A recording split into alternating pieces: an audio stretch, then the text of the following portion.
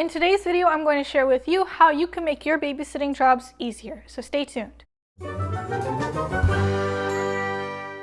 Hey sitters, welcome back to another video. It's Lydia, thanks for joining me. That is right, I can make your babysitting jobs easier. But first, if you're new, hit that subscribe button so you don't miss out on any awesome tips and tricks. So what defines an easy job? Let's talk about two scenarios that may seem difficult and easy, right? Obviously, what's easy for you may be difficult for me, and what's easy for me may be difficult for you.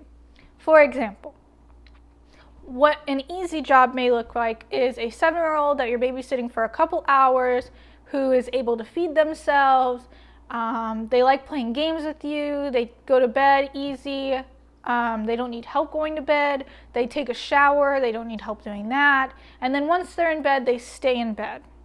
Versus a difficult job that may look like a 2-year-old who's got separation anxiety, who cries when mom and dad leave, can't feed themselves on their own, maybe a picky eater and is throwing food at you, have trouble going to bed, have trouble staying in bed once they're going to bed. So that may look like a difficult job. So let's talk about how we can make those difficult jobs a little bit easier.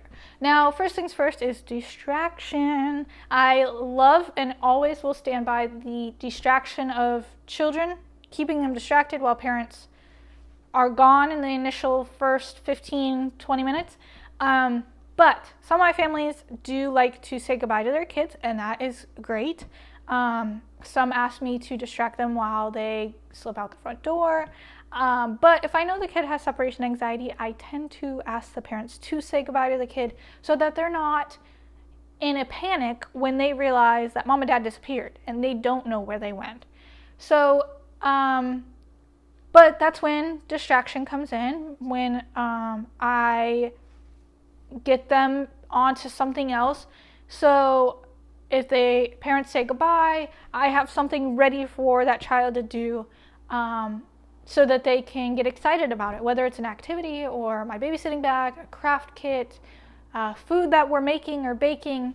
I always have something ready for the kids to do so that they're not focused on mom and dad leaving. So dinner time can be very hectic, whether it is feeding 4 kids or having a kid that's a picky eater.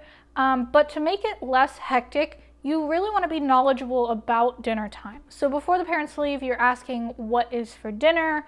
You're asking them whether one of the kids is a little bit more picky than the other kids, whether they have to finish their whole dinner plate and then they're excused from the table, or so for example, let's say dinner is mac and cheese, apples, and hot dogs, right?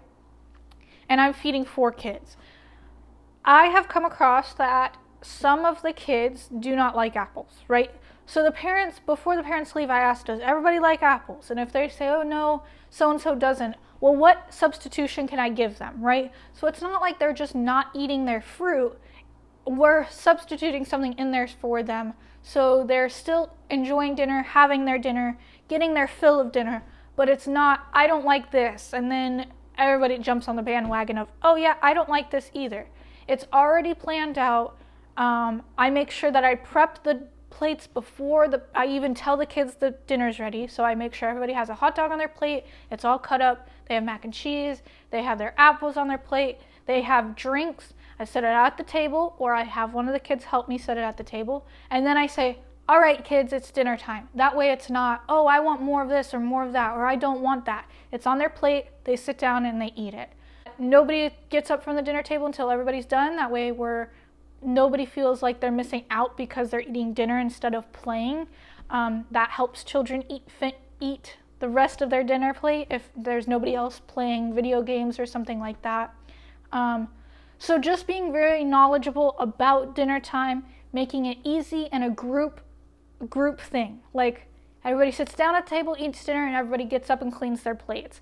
And that way it's not, oh, it's this person eating dinner and then they're going playing video games and this next person's eating. We all eat at the same time. We're all eating pretty much the same thing unless somebody doesn't like it.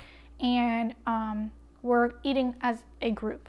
So the next on the list is bath time or shower time, whatever the kids take. So with that, you just want to be really prepared. So making sure that PJs are in there, a pull-up is in there if you need that. You know where all the soap is. You have a cup to rinse out their hair. Just making sure that you're really prepared, you're prepped, and ready to go. So as soon as you put that kid in the bathtub, you do not need to leave that bathroom, and you don't need to leave them alone in there. If kids don't like bath time or shower time, I like to first make sure I have something to bring for bath time, a special toy that's new. And then I also say, okay, we're going to do the 10-minute quick bath time, right? They'll get in, they wash their hair, wash their body, and we'll get out, right? So I set a timer, and it's kind of like a race. We do it as quickly as we can. And then by the end of it, some of the kids actually just want to sit and play, which is completely fine. Sometimes the kids really enjoy bath time and they like to sit in there for a very long time. But with that being said, I got to make sure they actually get cleaned. So what I'll do is I'll give them an option of like, okay, we only have a certain time limit, right? Because you still have to go to bed.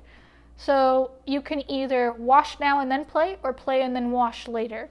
And I set a timer for whatever that may be, whether it is for them to wash and then play, or play and then wash. I'll set a timer so that they know exactly what's happening when.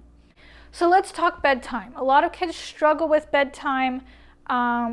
Sometimes I struggle with bedtime. So what's best for them is to stick to their routine, their bedtime routine, to a T if you can.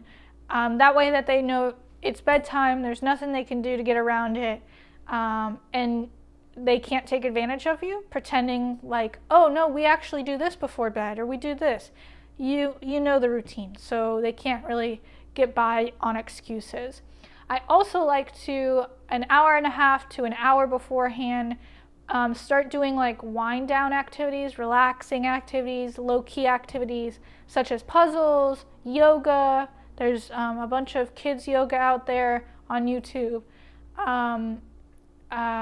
Board games, reading books. And then I do the routine. They get in bed. And then I usually say, it's a psychological comfort to them when I say, I will let your mom and dad know that you would like them to come in and say goodnight when they get home. And that is comfort to their ears, and they tend to fall asleep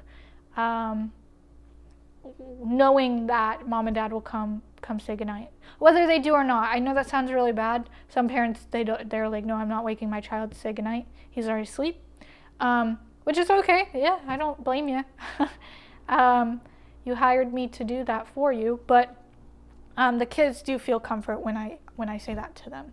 Another tip on how to make difficult jobs easier is to stop taking those difficult jobs.